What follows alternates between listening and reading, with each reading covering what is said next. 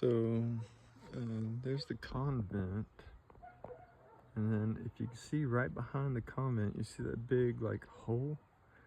That is an extinct volcano called Mojo Alcantera. And people think that Etna is what created this whole island of Sicily, but it's not.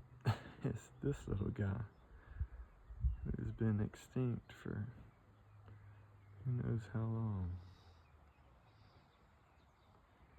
This is the town of Malagrava, right behind the tennis courts there.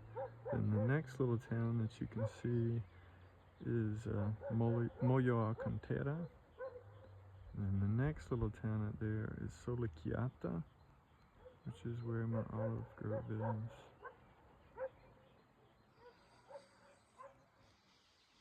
Beautiful place for sunset.